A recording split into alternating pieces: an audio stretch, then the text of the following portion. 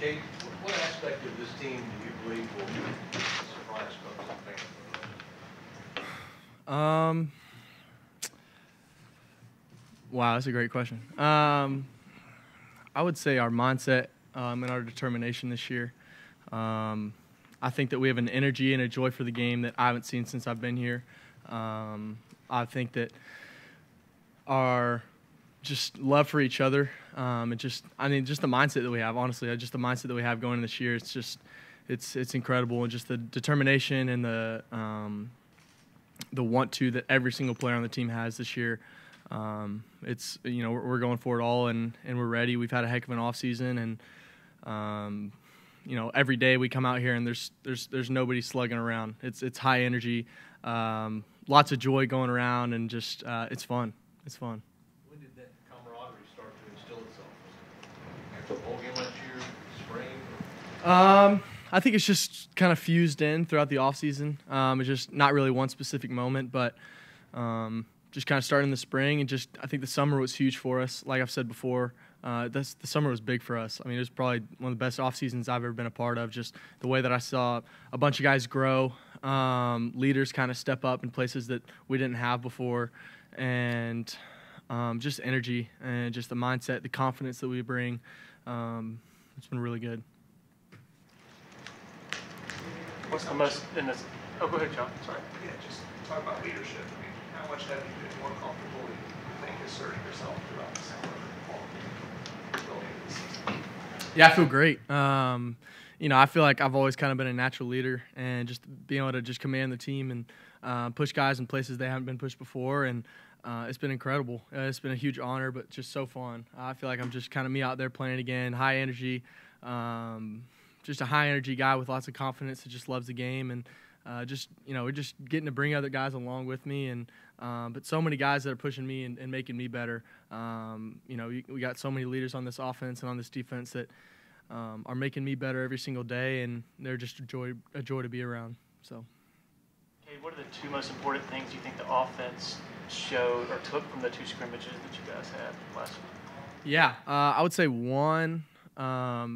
The way that we bounced back. In the first one, we had a little bit of a rocky start in the first two drives, and the way we bounced back, I mean, it was the first two drives were a little rocky, and then it was like the rest of the day we just dominated. Not necessarily dominated, but our defense obviously did great, but just the way that we didn't let two bad drives carry on through the rest of the scrimmage or another game. You know what I mean? So the way that we just, all right, we messed up a little bit. Let's bounce back and let's just go play. Like we really just kind of brushed off what happened and just went and played.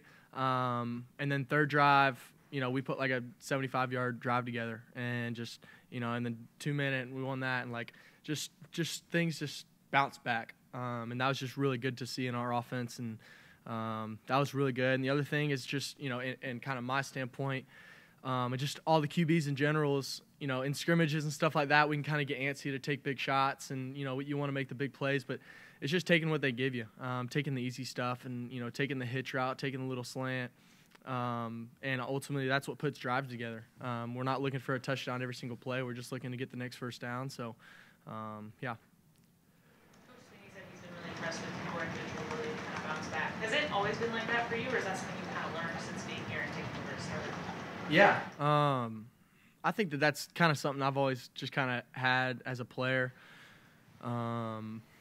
It's just the ability to kind of bounce back, and I think bad plays are going to happen, bad games are going to happen, but it all just kind of depends on how you respond, and just the way that we've been able to do that. And Coach Riley's been huge for that. I mean, just some of the things he's been telling us on the sideline, just after those first two drives, for example, in the scrimmage, it's what we needed to hear in that moment, and just the leader that he's been to us, and just we look up to him a ton, and it's been really good.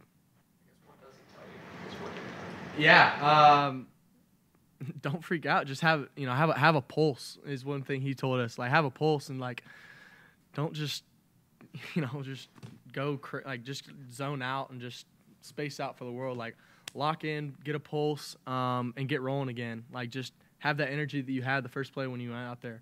So that I mean, just little things. I don't even know exactly what he says, but just little things. Just the confidence that he brings. It's just infectious. You said there are leaders who have stepped up in places that you haven't had that leadership before. Where are you talking about? Yeah, I would say up front, Tristan Lee, for example, a guy that's just worked his butt off every single day that he's been here. Putnam, Walker, Blake, really all those front five. I mean, we got so much depth and a lot of veterans in that front five. But obviously Will Shipley is just a guy that's always been a leader for us. And then Beaux and Jake, the way that they've been able to step up, and it's been great. Just the way that they've kind of just taken control of those rooms and just kind of push guys, and it's been really good. It's vocal leaders, but guys leading by example, and that's been really good. It's interesting hearing you talk about taking what the defense gives you, not getting too antsy, trying to force the deep stuff. On the other hand, we hear about how this offense is going to bring that vertical presence. Is there kind of a sort of tough line to walk when you're trying to have that be part of your identity, but you're also trying to be smart and navigate down the field? Yeah, for sure. I think I remember one thing like my high school coach used to tell me is, big shots are going to happen. Big shots are never forced. Big plays are never forced. They happen. And those are created by taking what they give you, by taking the short stuff, the intermediate stuff. Safety start creeping down, corners start creeping down. Boom, now you got opportunities to make plays, right? If you're first down and you're averaging 4 to 6 yards on first down, and then you're sitting, 2nd and 4 every single time, that's when shots are going to happen, right? So not taking shots on first down and then giving yourself a 2nd and long, but being able to, give yourselves opportunities to take shots on those 2nd and shorts, on those 3rd and shorts. That's kind of what I mean by taking what they're giving you, right? So, yeah. What's your level of confidence in this team's potential for increasing the frequency of explosive play? Yeah, I feel great. Starting with explosive plays, I think that can happen on any play, first of all. We have the 2 best running backs in the country, and I think everybody in the world knows what they can do. And if they don't, then they're going to see. So explosive plays can happen right there with those 2. A simple inside zone can turn into an 80-yard touchdown real quick. So that's, first of all, an explosive play in my mind. And then the second one is we've got guys that can make plays after the catch and after first contact. You got Antonio Williams, Tyler Brown, Beaux, Jake, Adam, Cole. We've got guys just catching a simple screen today and broke one for 80 yards. It doesn't always have to be a big shot, but it's just guys making plays after the catch and making guys miss, breaking tackles.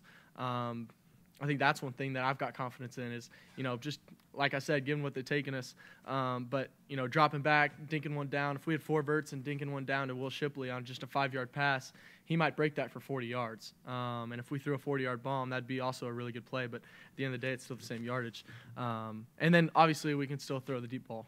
So I think I got tons of confidence in all 3 of those phases and just really excited about it. I think it's going to be really fun. Someone told me that after the last scrimmage that you're just out there fine-tuning things, that you've had a great camp and it's just fine-tuning. So now after, being here 2 springs, 2 fall camps, now you're getting ready to go up to Duke. Do you feel like it's go time? Do you feel like let's go, I'm ready for somebody else to be out there on the other side? Yeah, I do. Yeah, I feel like, we're getting just about there 2 weeks from today. Right? It's Monday? Yeah? Okay. I don't know. But 2 weeks to today, it's going to fly by. It's going to fly by. We're going to be up there in no time. So, obviously, we're so excited for it. And, we're getting there. We're getting to that point. But, we're really starting to get into that preparation for Duke now. And obviously, our coach has been starting to do it. And we've been looking at a little stuff. But truly getting to that opponent and that game scheme in practice now. So, we're getting ready, and I think obviously it's an exciting time of the year, and so yeah, I don't know. Game day rituals, especially for away games, I do this at the hotel, I do this on the bus, I do this on the field. Is there anything you like to do? Nothing crazy, to be honest. I try to in my warm ups and everything, I try to do everything the exact same every single time, I guess. So I guess that's a ritual, if you would say. But, just try to keep the same warm-up, same sequence of events almost. And the way I warm up, the way I'm getting my mind ready. And then just throughout the day, I'll just, I try to just envision the game almost. I remember my high school coach used to told me, like, dream the beautiful dream. He used to always say that. And what he would say it as is kind of before the game even starts, either the night before or the day of, just sit for a while and just close your eyes and envision you making every single throw that you could throw in that game, and just envisioning everything perfect. And then once you get to the game, it's like you've already done it before.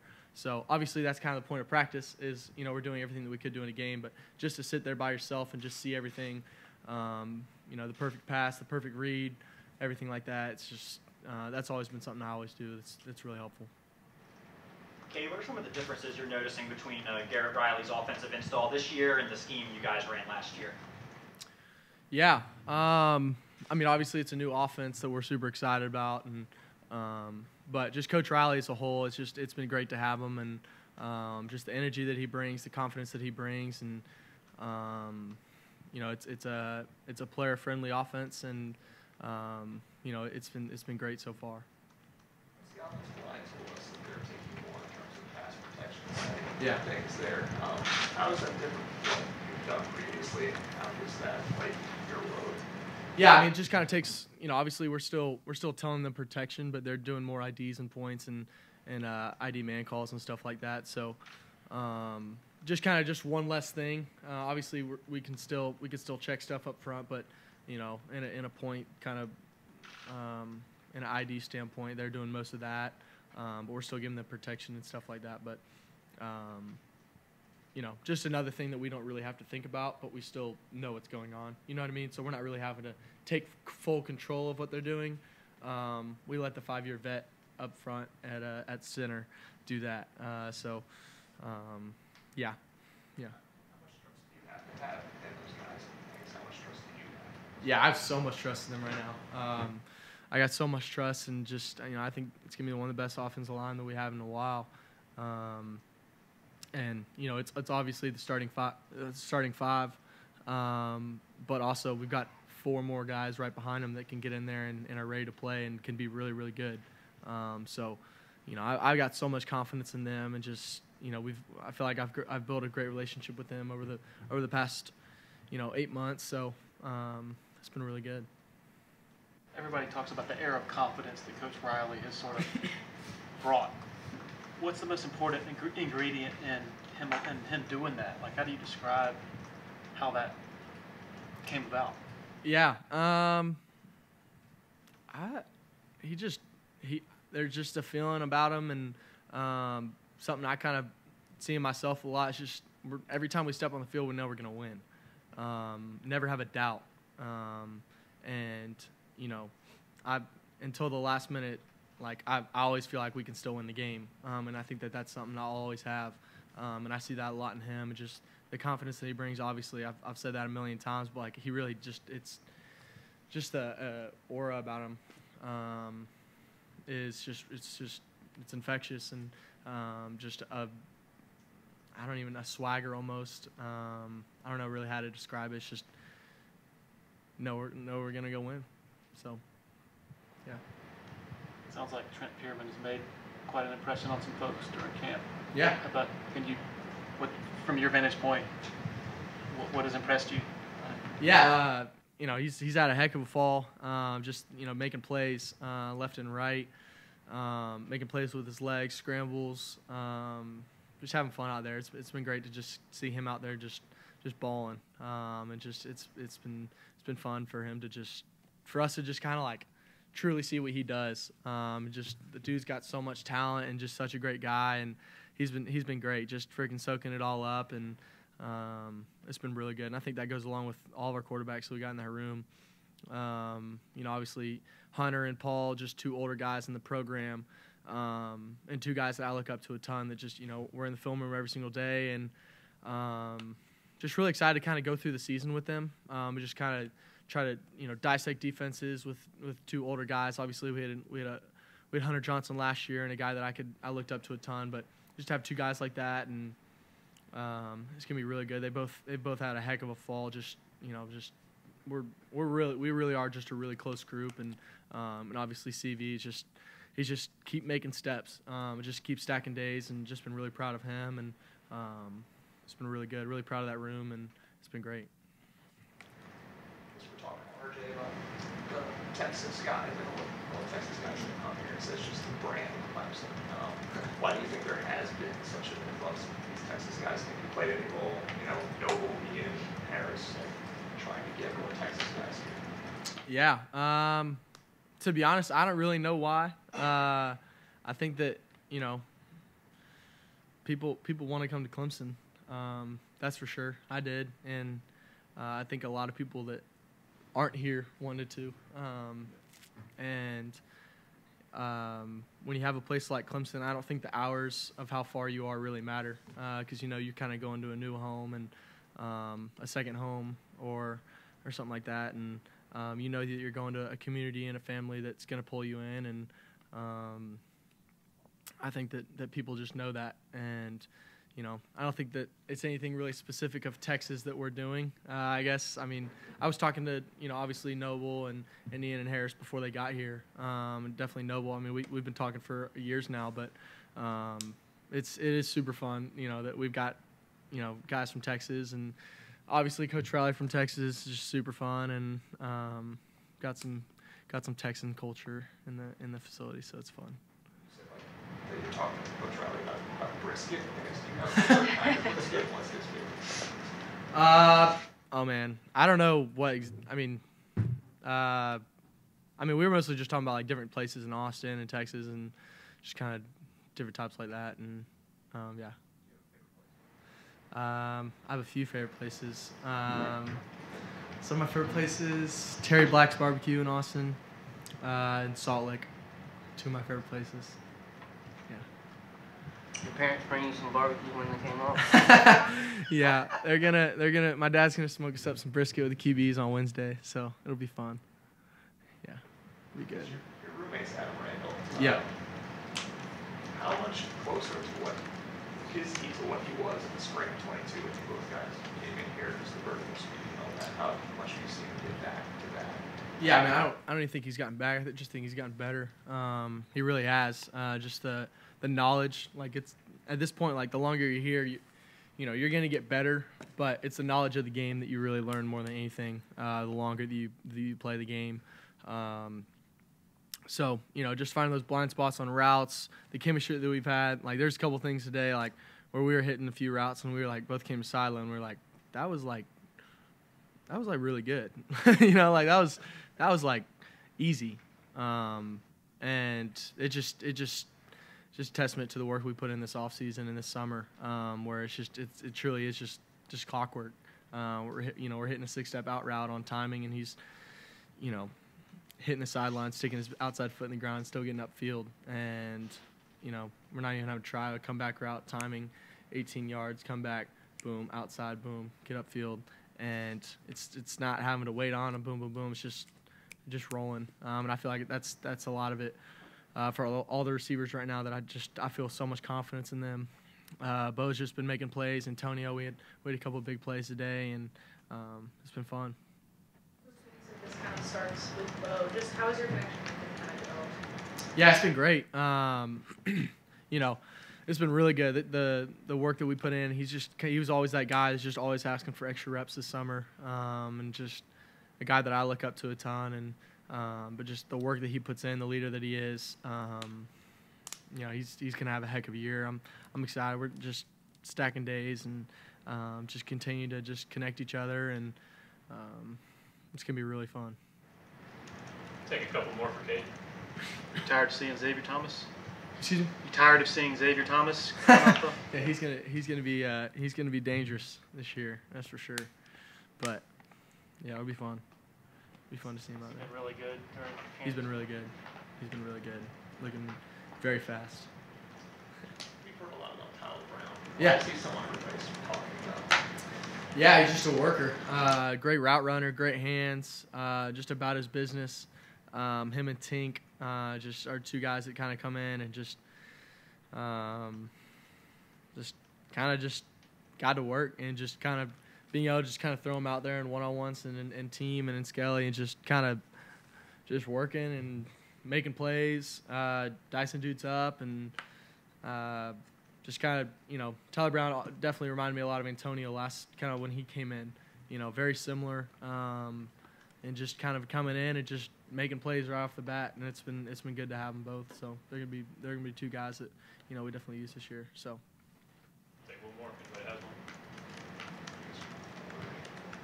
I saw a Twitter video where you were sticking a light in front of Adam's face while he's playing video games or something like that. What was going on there? he was like video game streaming like on like Twitch or something like that, and I just walked in messing with him. Just like put like a ring light in front of him. Just, I don't know, I was just messing around.